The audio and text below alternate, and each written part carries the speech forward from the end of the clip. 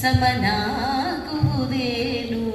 ಶತಕೋಟಿ ದೇವರು ಹರಸಿದರೇನು, ಅಮ್ಮನ ಹರಕೆಗೆ ಸರಿಸಾಟಿಯೇನು?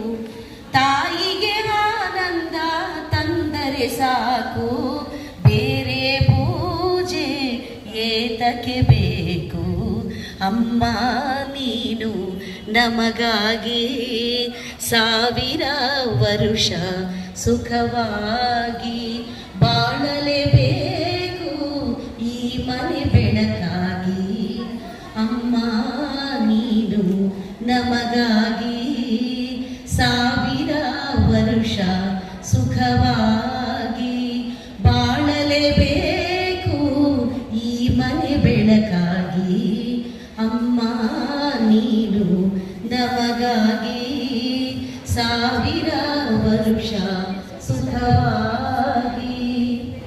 ಬಾಳದ ತಾವರೆ ಹೂವಿನ ಹಾಗೆ, ಎಂದಿಗೂ ಆರದ ಜ್ಯೋತಿಯ ಹಾಗೆ, ಗೋಪುರವೇರಿದ ಕಳಸದ ಹಾಗೆ, ಆತೃತ ತಾರೆಗೆ ನಾಚುವ ಹಾಗೆ, ಜೊತೆಯಲ್ಲಿ ಎಂದೆಂದು ನೀನಿರಬೇಕು, ಬೇರೆ ಏನು ಬೇಡವು ಸಾಕು.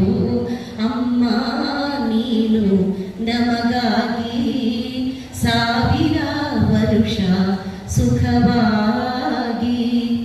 ಸಂಜೆಯ ಗಾಳಿಯ ತಂಪಿನ ಹಾಗೆ, ಮಲ್ಲಿಗೆ ಹೂವಿನ ಕಂಪಿನ ಹಾಗೆ, ಜೀವವ ತುಂಬುವ ಉಸಿರಿನ ಹಾಗೆ, ಎಂದಿಗೂ ನಮ್ಮನ್ನು ಸೇರಿ ಎಂದಿಗೂ ಹೀಗೆ ಜೊತೆ